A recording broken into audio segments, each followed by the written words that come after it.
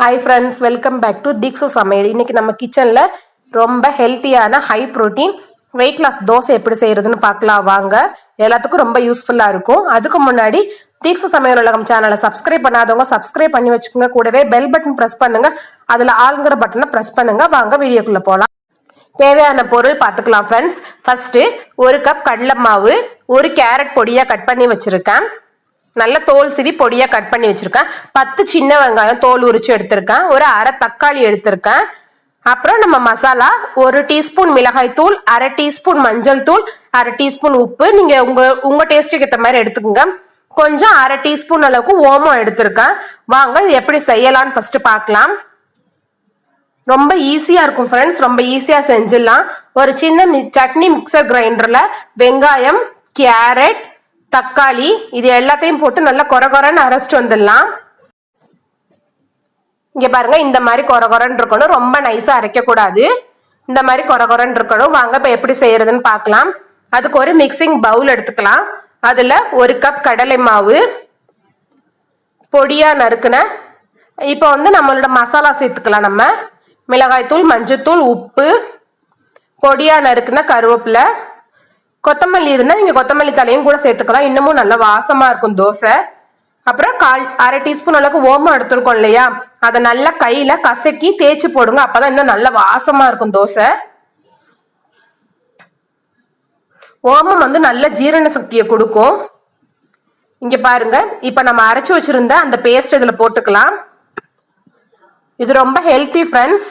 இப்ப நிறைய பேர் வெயிட் லாஸ் பண்ணணும்னு நினைக்கிறாங்க இல்லையா, அவங்க எல்லாரும் வாரத்துக்கு 1 தடவை இல்ல 2 தடவை இந்த மாதிரி ஒரு பிரேக்ஃபாஸ்ட் எடுத்துக்கலாம். ஒரு 2 தோசை சாப்பிட்டாலும் நல்லா ஃபில்லா இருக்கும் வயிறு. ஃபர்ஸ்ட் இது எல்லாத்தையும் நல்லா மிக்ஸ் பண்ணிக்கலாம். அதுக்கப்புறம் கொஞ்சம் கொஞ்சம் தண்ணி ஊற்றி கொஞ்சம் அடமாவு பதத்துக்கு நம்ம பிசைஞ்சுக்கணும்.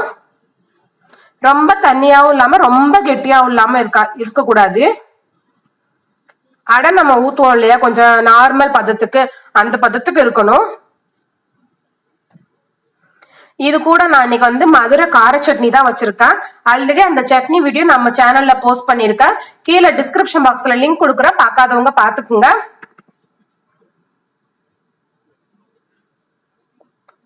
பாருங்க ஃப்ரெண்ட்ஸ், இந்த பதத்துக்கு இருக்கணும் மாவு ரெடி ஆயிடுச்சு.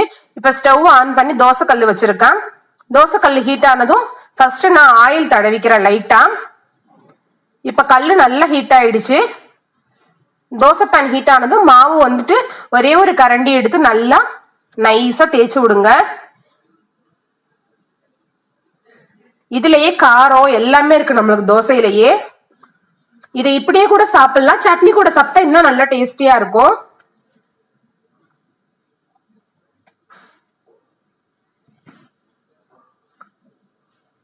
இதுல நிறைய புரோட்டீன் சத்து இருக்கு ஃப்ரெண்ட்ஸ், அதனால எதுவும் ஆகாது உடம்புக்கு. பாருங்க, நம்மளோட தோசை ஊத்தியாச்சு. இப்போ ஒரு 2 டீஸ்பூன் அளவுக்கு, நான் கொஞ்சம் சின்ன ஸ்பூன் அதனால 2 டீஸ்பூன் அளவுக்கு நான் எண்ணெய் ஊத்திக்கிறேன். எண்ணெய் ஊத்தி மூடி வச்சுக்கலாம். மூடி வச்சோன்னா ஒரு பக்கம் வெந்துரும் இல்லையா, மூடி வச்சுக்கலாம். அதுக்கப்புறம் ஒரு நிமிஷம் கழிச்சு ஓபன் பண்ணி பார்க்கலாம் எப்படி இருக்குன்னு. பாருங்க, 1 நிமிஷம் ஆயிடுச்சு. நான் ஓபன் பண்ணி காமிக்கிறேன். பாருங்க, நம்ம தோசை மேல் பக்கம் நல்லா வெந்துருச்சு, அடிப்பக்கமும் நல்ல கலர் மாறி இருக்கும். இப்ப திருப்பி போட்டுக்கலாம். பாருங்க எவ்வளவு அழகா ஒட்டாம எடுக்க வந்திருக்கு. பாருங்க, பாக்குறதுக்கு அடை மாதிரியும் இருக்கும் ஃப்ரெண்ட்ஸ். பாருங்க ஃப்ரெண்ட்ஸ், தோசை திருப்பி போட்டாச்சு இல்லையா, இப்ப நல்ல தோசை வெந்துருச்சு அந்த பக்கமும். இப்ப தோசையை நம்ம எடுத்துக்கலாம். இப்போட நம்மளோட high protein weight loss dosa ready ஆயிடுச்சு. ரொம்ப எம்மியா ரெடி ஆயிருக்கு. இது மாதிரி இன்னும் மீதம் இருக்க மாவுல இன்னொரு தோசை எனக்கு வரும், அதையும் நான் ஊத்திக்கிறேன். நான் இன்னைக்கு எடுத்திருக்க 1 கப் கடலை மாவுல எனக்கு 2 தோசை வந்தது. 2 தோசை சாப்பிட்டாலும் நல்ல வயிறு ஃபுல்லா இருக்கும் ஃப்ரெண்ட்ஸ்.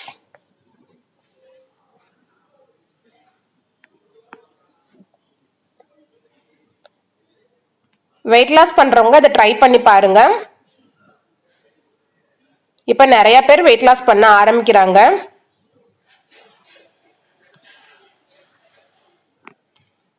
பாருங்க ஃப்ரெண்ட்ஸ், அடுத்த ஒரு தோசையும் நான் ஊத்திட்டேன்.